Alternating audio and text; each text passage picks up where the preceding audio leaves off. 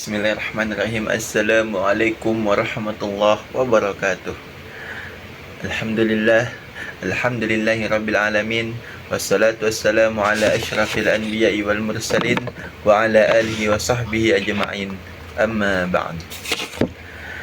Hadirin wal hadirat rahimakumullah. Alhamdulillah, marilah kita senantiasa meningkatkan rasa syukur kita kepada Allah Azizul Al-Ghafur, karena beribu macam nikmat yang Allah berikan kepada kita. Sampai saat ini Allah tak pernah berhenti memberikan kita nikmatnya, baik itu dari nikmat sehat, nikmat umur yang panjang, nikmat kesempatan untuk beribadah dan bertobat. Allah masih berikan kita semuanya. Sampai-sampai Allah mengatakan di dalam Al-Quran, wa in ta'uddu nikmatallah, apabila kalian ingin menghitung nikmatku, kata Allah, la tukhsuha, kalian tidak akan mampu untuk menghitungnya. Nah, kalau kita berbicara tentang rasa nikmat, kalimat Alhamdulillah ini sungguh efeknya sangat-sangat luar biasa. Sampai-sampai saya terikat dengan satu kisah, satu ketika pada zaman Nabi Musa alaihissalatu wassalam, ia lagi beristirahat. Satu ketika nih Nabi Musa lagi beristirahat di rumahnya. Ya, karena Nabi Musa ini juga adalah manusia, tentu dia ada rasa capeknya, ada rasa letihnya, ada rasa lelahnya. Nah, satu ketika Nabi Musa ini lagi beristirahat. Beberapa saat kemudian, tiba-tiba datang seseorang yang mengetuk pintu rumah Nabi Musa. Assalamualaikum ya Musa. Assalamualaikum ya Nabi Allah. Panggilan pertama, Nabi Musa belum menyadari bahwa ada orang yang datang ke rumahnya. Ya, karena saking letihnya. Kemudian suara kedua, Assalamualaikum ya Musa. Assalamualaikum ya saudaraku. Assalamualaikum ya Nabi Allah. Kemudian barulah Nabi Musa mendengarkannya. Dan kemudian Nabi Musa pun bergegas untuk membuka pintu rumahnya. Pada saat Nabi Musa membuka pintunya, terlihat dari tampangnya, bau aromanya tercium bahwa ada bau-bau yang tidak sedap. Kemudian juga dari kelihatan fisiknya seperti orang yang belum mandi. Dilihat dari kondisi bajunya yang sudah robek-robek dan tidak layak untuk dipakai, masih dipakai. Kemudian terlintaslah di pikiran Nabi Musa bahwa ini adalah orang yang susah, orang yang miskin. Tanpa basa-basi, Nabi Musa langsung menyuruh tamunya itu masuk. Nah, sebagai seorang tamu, Nabi Musa ini selalu menghargai tamunya. Selalu menghargai tamunya. Sebagaimana kata Nabi Muhammad SAW, yang harus kita contohi adalah untuk menghargai tamu. Kata Rasulullah, "Man yu'minu billahi wal yawmil akhir falyukrim daifah." Kalau kau beriman kepada Allah dan hari akhir, kata Rasulullah, muliakanlah tamumu. Nah, ini Nabi Musa menerapkan hal memuliakan tamu.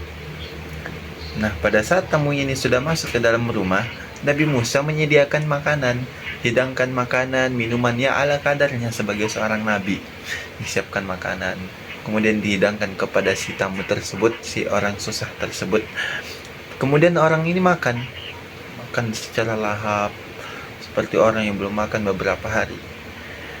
Sementara ia makan, di sela-sela waktu ia makan, Nabi Musa bertanya kepada orang tersebut, kepada tamunya, ada gerangan apa wahai saudaraku engkau datang kemari? Ada masalah apa? Ada kebutuhan apa? Apakah ada yang bisa kubantu?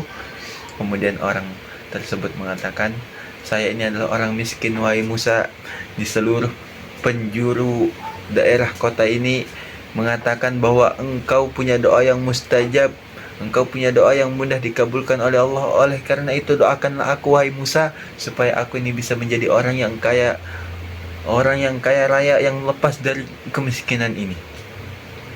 Kemudian Nabi Musa pun menjawab, wahai saudaraku, aku ada satu amalan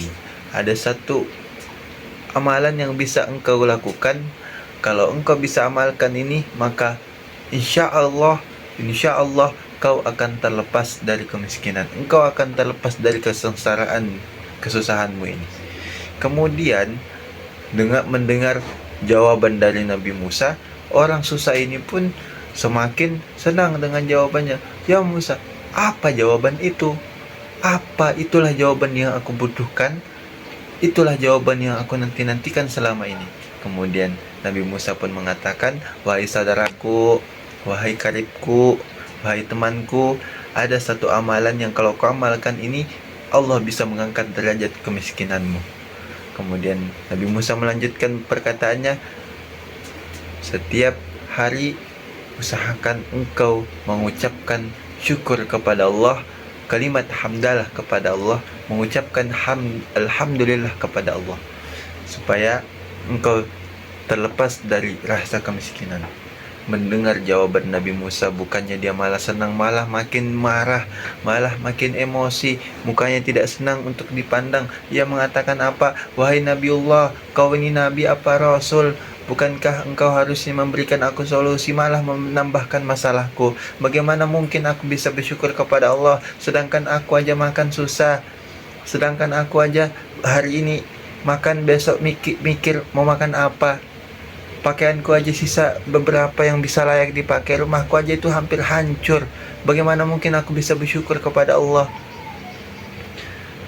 Singkat cerita, ia pulang dari rumah Nabi Musa dalam keadaan sedih, dalam keadaan muka kesal, muka marah. Kenapa? Karena merasa bahwa jawaban dari Nabi Musa ini tidak layak untuk digunakan. Singkat cerita, beberapa hari kemudian Nabi Musa mengalami hal yang sama. Nabi Musa lagi letih-letihnya, lagi capek-capeknya, tiba-tiba ada tamu yang datang ke rumah